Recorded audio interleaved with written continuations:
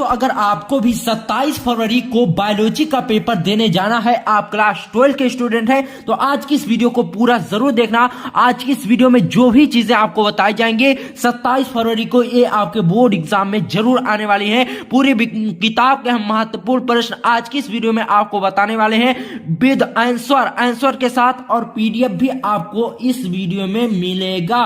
इस वीडियो के अंत में आपको पीडीएफ भी दिया जाएगा। तो आज की इस वीडियो को अगर आप पूरा देख लेते हो तो आपका बहुत सा क्वेश्चन तैयार हो जाएगा, आपके दिमाग में बैठ जाएगा, आपको लिखने की भी जरूरत नहीं पड़ेगी। चलिए आज की इस वीडियो को बिना समय गवाते हुए हम शुरू करते हैं। देखिए सबसे पहला क्वेश्चन है दोस्तों, भ्रूण कोश क्या है, इसके विभिन्न प्रकारों का वर्णन कीजिए। ये आपसे पूछा जा सकता है कि भ्रूण कोश पर टिप्पणी लिखिए या फिर भ्रूण कोश क्या है, इसके विभिन्न प्रकारों का वर्णन कीजिए। तो आंसर आपको एक ही लिखना है जो मैं आपको बता रहा हूं, ठीक है। देखिए उत्तर आपको लिखना है भ्रूण कोश, इस तरह से हेडिंग डालिए। फिर इसके अंतर्गत लिखना है यह एक अंडाकार बहुकोशिकीय संरचना होती है। दोस्तों जो भ्रूण कोश होती है यह एक अंडाकार बहुकोशिकीय संरचना होती है, यह बीजांडकाय में फंसी होती है। भ्रूण कोश एक पतली पेक्टिन और सेलुलोज के बने यौगिक की झिल्ली से ढका होता है। जो भ्रूण कोश होता है एक पतली पेक्टिन और सेलुलोज के बने यौगिक की झिल्ली से ढका होता है, जिसे हम क्या कहते हैं, भ्रूण कोश कहा जाता है, ठीक है। देखिए अब भ्रूण कोश के प्रकार आपको बताना है। देखिए भ्रूण कोश को पी माहेश्वरी जो भारतीय पादप भ्रूण विज्ञान के जनक हैं, इन्होंने विकास के आधार पर निम्नलिखित भागों में बांटा है। किसको बांटा है, भ्रूण कोश को, ठीक है। तो भ्रूण कोश कितने प्रकार का होता है, 3 प्रकार। आप यहां से लिख सकते हैं कि भ्रूण कोश 3 प्रकार का होता है। पहला क्या है, एक बीजाणु भ्रूण कोश, और दूसरा है द्विबीजाणु भ्रूण कोश, और तीसरा है चतुष्क बीजाणु भ्रूण कोश, ठीक है। तो इस तरह से आपको लिख देना है। एक बीजाणु भ्रूण कोश में क्या होता है, जिसमें एक ही बीजाणु होता है उसे एक बीजाणु भ्रूण कोश कहते हैं, और जिसमें द्विबीजाणु होता है उसे द्विबीजाणु भ्रूण कोश कहते हैं। तो इस तरह से इसकी परिभाषा हो जाएगी। परिभाषा लिखने के लिए नहीं आता, सिर्फ इसके प्रकार आप लिख देंगे, आपका हो जाएगा, ठीक है। अब देखिए दूसरा प्रश्न जो कि दोस्तों वेरी इंपॉर्टेंट है, ये आपके बोर्ड एग्जाम में जरूर आएगा। 27 फरवरी को तैयार कर लो, दिमाग में बैठा लो। क्या बाबू, देखिए द्विनिषेचन से आप क्या समझते हैं, या फिर द्विनिषेचन पर टिप्पणी लिखिए, या फिर दोहरा निषेचन क्या होता है, त्रिसंलयन क्या होता है, सबका आंसर यही एक ही है बाबू, ठीक है। बात को ध्यान से समझना। अब द्विनिषेचन हम आपको बताते हैं। देखिए निषेचन की क्रिया में नर युग्मक का अंड कोशिका से मिलकर द्विगुणित युग्मनस बनाना तथा द्विगुणित केंद्रक का नर युग्मक से संलयन ही द्विनिषेचन अथवा दोहरा निषेचन अथवा त्रिसंलयन कहलाता है। क्या आ रहा है यहाँ पर, देखिए निषेचन की क्रिया में जब नर युग्मक का अंड कोशिका से मिलकर द्विगुणित युग्मनस बनाता है तथा द्विगुणित केंद्रक का नर युग्मक से संलयन होता है, तब उस क्रिया को द्विनिषेचन हम कहते हैं, या फिर त्रिसंलयन भी कहा जाता है, या फिर दोहरा निषेचन भी कहा जाता है। 3 नाम है एक ही चीज के, ठीक है। तो आंसर आपको एक ही लिखना है, बहुत ही इंपॉर्टेंट है, इस तरह लिख देंगे। ये 2 से 3 नंबर में आपसे पूछा जाता है बाबू, ठीक है। उसके बाद देखिए तीसरा क्वेश्चन है बाबू, असंग जनन क्या है, उदाहरण देकर स्पष्ट कीजिए। असंग जनन वेरी इंपॉर्टेंट क्वेश्चन है, कई सालों से लगातार 2022 में भी पूछा गया था। असंग जनन क्या है, उदाहरण देकर स्पष्ट कीजिए। तो आपको इसमें लिखना क्या बाबू, ये एक अलैंगिक जनन की सामान्य विधि है। क्या है, असंग जनन जो है यह एक अलैंगिक जनन की सामान्य विधि है, जिसमें नए पौधे का निर्माण युग्मक के संलयन बिना होता है। असंग जनन के नाम से ही आप समझ सकते हैं, असंग जनन यानी बिना किसी को संग लिए इसमें जनन होता है। क्या कहा जा रहा है, यह एक अलैंगिक जनन की सामान्य विधि है, जिसमें नए पौधे का युग्मकों के संलयन के बिना ही नए पादप का निर्माण होता है।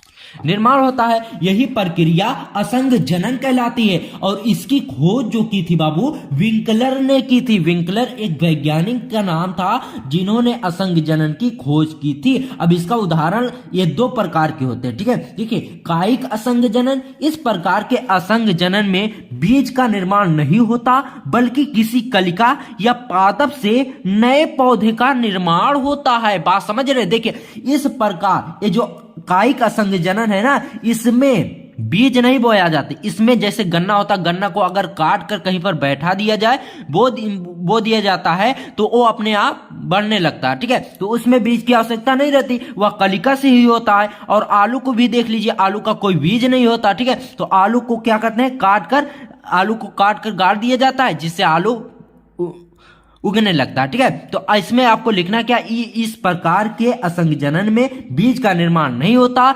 बल्कि किसी कलिका या पादप से नए पौधे का निर्माण होता है, जैसे आलू और गन्ना इसका उदाहरण है, ठीक है। उसके बाद देखिए अनिषेक बीजता भी असंग जनन का एक प्रकार है। इसमें आप लिखेंगे इस प्रकार का प्रजनन बीज द्वारा होता है लेकिन बीज बनने में संयुग्मन अर्धसूत्री विभाजन नहीं होता, जैसे मक्का यानी जोन्हरी हो गई और धतूरा, ठीक है। तो बाबू क्वेश्चन बहुत ही इंपॉर्टेंट है, इनको आप तैयार कर लीजिए, आपके दिमाग में भी बैठ जाएंगे जैसे हम बता रहे हैं। बस वीडियो को ध्यान से देखना, ठीक है। उसके बाद देखिए बहुभ्रूणता पर टिप्पणी लिखिए। वेरी वेरी इंपॉर्टेंट क्वेश्चन अब आता है दोस्तों, बहुभ्रूणता पर टिप्पणी लिखिए। बहुभ्रूणता यानी एक से अधिक भ्रूण, तो ये सिंपल सा है। देखिए एक बीज में एक से अधिक भ्रूण उत्पन्न होना ही बहुभ्रूणता कहलाती है, ठीक है, कहलाता है। एक बीज में एक से अधिक भ्रूण उत्पन्न होना ही बहुभ्रूणता कहलाता है। इसमें युग्मनज अधिक भागों में विभाजित हो जाता है। क्या कह रहा है, इसमें जो युग्मनज होता है ना वह एक से अधिक भागों में विभाजित यानी बट जाता है, जिस प्रक्रिया को बहुभ्रूणता कहा जाता है बाबू, ठीक है। बात समझ रहे हैं? अब सबसे ज्यादा मोस्ट इंपॉर्टेंट क्वेश्चन आता है बाबू, हर साल पूछा जाता है। क्या है, अपरा की परिभाषा एवं इसके दो कार्य लिखिए। बहुत ही ज्यादा इंपॉर्टेंट क्वेश्चन है, 27 फरवरी को देखने को जरूर मिलेगा।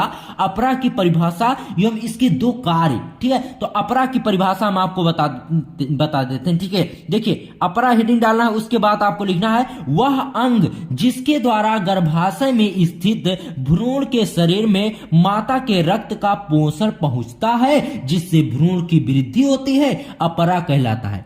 क्या कहा जा रहा है यहां पर, जब किसी माता के भ्रूण, जब किसी, देखिए आपको सिंपल भाषा में एकदम समझाते हैं। देखिए किसी गर्भवती महिला के गर्भ में जो बच्चा होता है ना, वह जब बच्चा होता है, जो उसको खाने पीने के लिए जब कुछ चाहिए तो वह किसके द्वारा पहुंचता है, अपरा के द्वारा। देखिए शरीर में माता के रक्त का पोषण पहुंचता है, किसके द्वारा पहुंचता है, अपरा के द्वारा, ठीक है, जिससे भ्रूण की वृद्धि होती है। क्या जा रहा है यहाँ पर, वह अंग जिसके द्वारा गर्भाशय में स्थित भ्रूण यानी जो बच्चा रहता है, शरीर में माता के रक्त का पोषण पहुंचता है और जिससे भ्रूण की वृद्धि होती है यानी बच्चे का विकास होता है, वह अपरा के द्वारा ही होता है और इस को अपरा कहते हैं, ठीक है। अब अपरा का कार्य आपको बताना, ठीक है। यह माता के रुधिर से पोषक तत्वों को भ्रूण तक पहुंचाता है, यानी जो अपरा होता है यह माता के रुधिर यानी खून से पोषक तत्व यानी खाने वाले तत्वों को इकट्ठा करके भ्रूण तक पहुंचाता है यानी बच्चे तक पहुंचाता है। बात समझ रहे हैं? उसके बाद दूसरा क्या है, यह भ्रूण को श्वसन के लिए माता के रुधिर से ऑक्सीजन भ्रूण को प्रदान करता है, यानी जो अपरा होता है वह भ्रूण को सांस लेने के लिए माता के खून से ऑक्सीजन को निकालकर भ्रूण तक पहुंचाता है। तो इस तरह से अपरा का कार्य हो जाएगा। 3 नंबर में ये आपसे पूछा जा सकता है, इस तरह से आप लिख देंगे आसान सी भाषा में, ठीक है।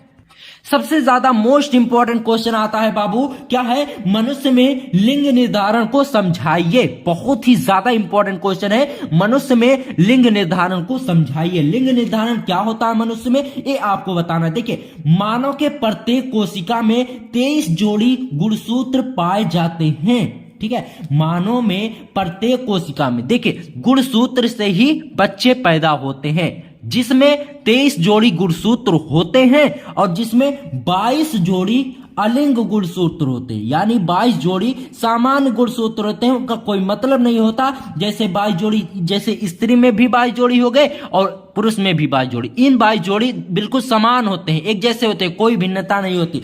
लेकिन ये 22 जोड़ी जो अलिंग गुणसूत्र होते तथा 23वां वाला जो जोड़ी गुणसूत्र होता है वह लिंग गुणसूत्र होता है, और इसी से पता चलता है कि होने वाली संतान लड़का होगी या फिर लड़की। ठीक है, तो द्विगुणित अवस्था में मादा का लिंग गुणसूत्र XX तथा नर का गुणसूत्र XY होता है।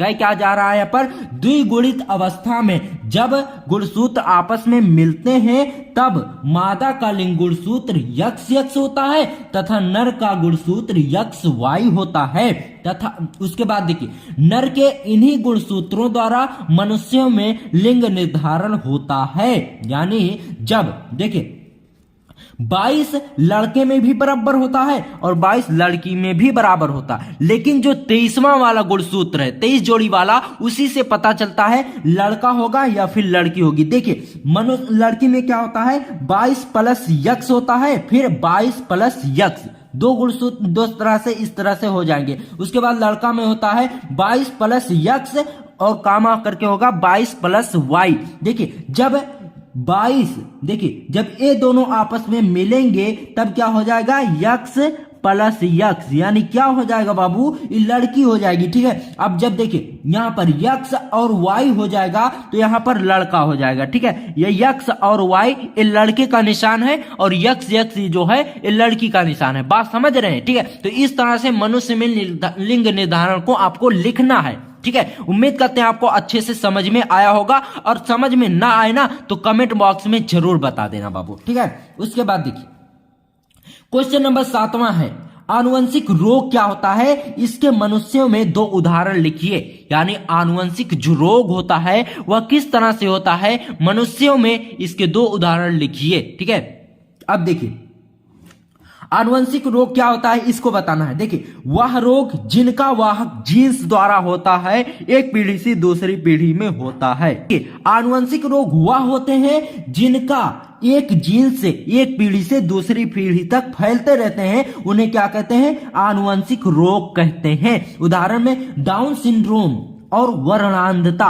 ये डाउन सिंड्रोम जो है यह एक पीढ़ी से दूसरे पीढ़ी तक फैलता रहता है, खत्म नहीं होता, और वर्णांधता ये भी एक पीढ़ी से दूसरी पीढ़ी तक जाती रहती है, खत्म नहीं होती। ठीक है, तो ये 2 रोग हैं जो आनुवंशिक रोग के उदाहरण है। तो आनुवंशिक रोग क्या होता है बाबू, ऐसा रोग जो जीन्स द्वारा होता है और एक पीढ़ी से दूसरी पीढ़ी में होता रहता है, आनुवंशिक रोग कहलाता है। ठीक है, उसके बाद अगला क्वेश्चन देखते हैं। उसके बाद बाबू अगला क्वेश्चन है, वेरी इंपॉर्टेंट है। कौन सा क्वेश्चन है, उत्परिवर्तन क्या है, संक्षिप्त टिप्पणी लिखिए। इस पर आपको संक्षिप्त टिप्पणी लिखना है कि उत्परिवर्तन क्या है। ठीक है, देखिए इसमें आपको लिख देना है, किसी जीव के लक्षणों में अचानक होने वाले परिवर्तन को उत्परिवर्तन कहते हैं। यानी कोई जीव है उसके लक्षण में अचानक एकाएक कोई परिवर्तन, कोई बदलाव हो गया उसके शरीर में, उत्परिवर्तन कहलाता है। देखिए अब उत्परिवर्तन कायिक कोशिकाओं तथा जनन कोशिकाओं दोनों में हो सकते हैं। यानी उत्परिवर्तन जो है वह जन्म होने के बाद भी हो सकता है और जन्म होने के पहले भी होता है। तो अब देखिए क्या है, कायिक कोशिकाओं में होने वाला उत्परिवर्तन जीवों के मृत्यु के साथ नष्ट हो जाता है, परंतु जनन कोशिकाओं द्वारा होने वाला उत्परिवर्तन पीढ़ी दर पीढ़ी स्थानांतरित होता रहता है, यानी बदलता रहता है। ठीक है, अब देखिए उसके बाद इस तरह से आपको उत्परिवर्तन में इतना लिख देना है। उसके बाद देखिए वेरी इंपॉर्टेंट क्वेश्चन आता है, बीटी फसल पर संक्षिप्त टिप्पणी लिखिए। वेरी इंपॉर्टेंट क्वेश्चन है, बीटी फसल क्या होती है। देखिए बीटी फसल, बीटी का जो फुल फॉर्म सबसे पहले आपको बता देता हूं, बैसिलस थुरिंजिएसिस। ठीक है, थुरिंजिएसिस। ठीक है, देखिए बीटी फसल पर टिप्पणी आपको लिखना है, तो उत्तर में आप लिखेंगे, आज हमारे किसी क्षेत्र में फसल उगाने के लिए बहुत से रासायनिक दवाओं का अत्यधिक प्रयोग हो रहा है। आप देख सकते हैं कि किसी भी सब्जी को उगाने के लिए बहुत से रासायनिक दवाओं का प्रयोग होता है। अब तो इंजेक्शन भी लगने लगे हैं लौकी वगैरह को, ठीक है। देखिए उसके बाद अत्यधिक प्रयोग हो रहा है, यह मानव और जीव जंतु के लिए अत्यधिक हानिकारक है, यानी ये नुकसानदायक है मानव के लिए और जितने भी जीव जंतु उसमें चरते उड़ते हैं, ठीक है, उन सभी के लिए बहुत ही हानिकारक है। इस समस्या को दूर करने के लिए जीनी अभियांत्रिकी यानी बायोटेक्नोलॉजी ने बैसिलस थुरिंजिएसिस नामक जीवाणु द्वारा तैयार किए गए पौधे को बीटी फसल कहते हैं, ठीक है। यह कीटरोधी और अत्यधिक उपजाऊ होती है, यानी इसकी उपज कई गुना ज्यादा होती है और फसलों से, ठीक है। तो आपको लिखना कितना है, इतना लिख देना बीटी फसल में। अब देखिए सबसे ज्यादा मोस्ट इंपॉर्टेंट क्वेश्चन आता है दोस्तों, डीएनए फिंगरप्रिंटिंग पर टिप्पणी लिखिए। बहुत ही ज्यादा इंपॉर्टेंट क्वेश्चन है, डीएनए फिंगरप्रिंटिंग पर टिप्पणी लिखिए। डीएनए फिंगरप्रिंटिंग क्या होता है? अगर आपने सीआईडी वाला शो देखा होगा ना, तो उसमें आपने जरूर जानते होंगे कि डीएनए से डीएनए निकालकर क्या पता लगाया जाता है, ठीक है। अब देखिए इसमें लिखना क्या, डीएनए फिंगरप्रिंटिंग एक ऐसी तकनीक है, यानी एक ऐसी टेक्निक है जिसकी सहायता से विभिन्न व्यक्तियों एवं जीवधारियों में विभिन्नताओं को देखा जा सकता है। इस तकनीक को सर्वप्रथम अलेक जेफरे ने इंग्लैंड में विकसित किया था, यानी सबसे पहले इसे इंग्लैंड वालों ने इसे चलाया था। और कौन से वैज्ञानिक थे? अलेक जेफरे ने, ठीक है। अब देखिए डीएनए फिंगरप्रिंटिंग एक ऐसी तकनीक है जिसकी सहायता से विभिन्न व्यक्तियों एवं जीवधारियों के विभिन्नताओं को देखा जा सकता है, ठीक है। अब देखिए डीएनए फिंगरप्रिंटिंग विभिन्न ऊतकों, बाल, खून, लार, त्वचा, वीर्य तथा योनि द्रव्य से प्राप्त किए जाते हैं। यानी अगर किसी का डीएनए निकालना है तो उसका बाल होना चाहिए, या फिर खून, या तो लार, या फिर त्वचा यानी कोई चमड़ी का हिस्सा, या फिर वीर्य तथा योनि द्रव्य, इसमें से कोई ना कोई चीज होनी चाहिए, तभी उसका डीएनए निकलेगा, ठीक है। अब देखिए इसका उपयोग करके खूनी, बलात्कारी जैसे अपराधियों को पकड़ा जाता है। डीएनए फिंगरप्रिंटिंग का उपयोग करके खूनी, बलात्कारी जैसे अपराधियों को पकड़ा जाता है, उनकी पहचान की जाती है। तो इतना आज की इस वीडियो में हमने क्वेश्चन बताया, रिपीटेड क्वेश्चन है दोस्तों।